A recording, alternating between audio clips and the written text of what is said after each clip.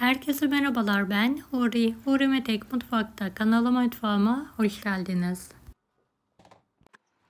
Bahçeden yaprak bezelye topluyorum. Sizler için harika bir zeytinyağlı yemeğini hazırlayacağım.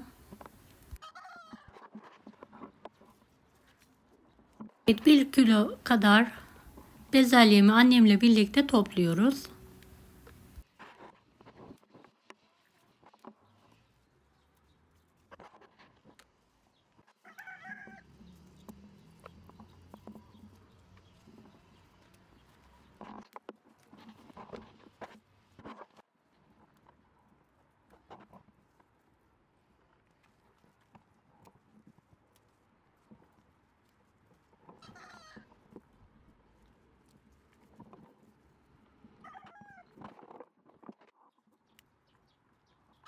Beni hangi ülkeden veya şehirden izliyorsunuz merak ediyorum. Yoruma yazarsanız sevinirim.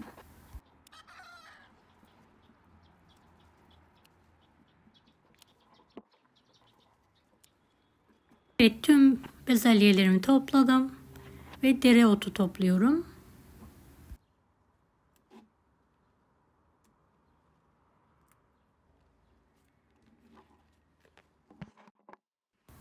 Evet, baklava bezelyeleri topladım. Bezelyeleri baş taraflarını keserek temizliyorum.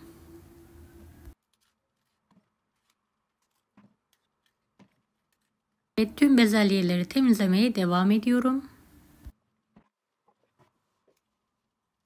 Bezelyeleri geniş bir kabın içinde sirkeli suda 10 dakika bekletiyorum. Daha sonra temiz olana kadar yıkıyorum. Ve fazla suyunu süzdürüyorum.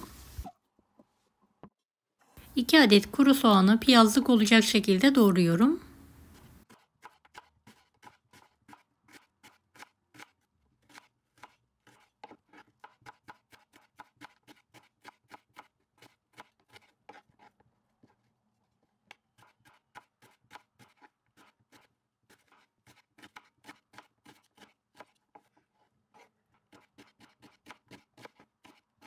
Dört diş sarımsağım var. Onları da ince ince doğramaya devam ediyorum.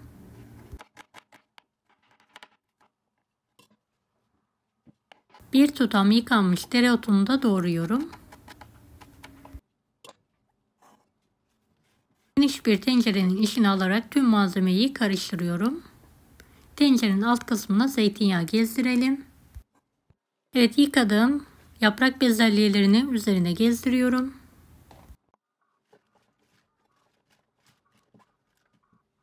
Bir tatlı kaşığı tuz.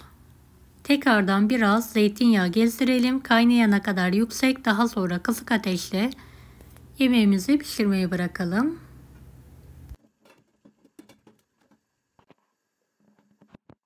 Evet, hafif diri olacak şekildeyken yemeğimizi dikkatli bir şekilde ezmeden karıştıralım.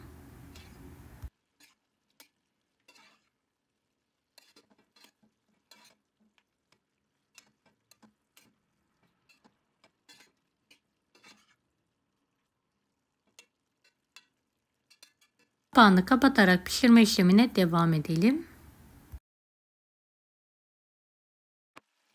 Evet, bezelye yemeğimiz yumuşacık oldu. Altını kapatıyorum.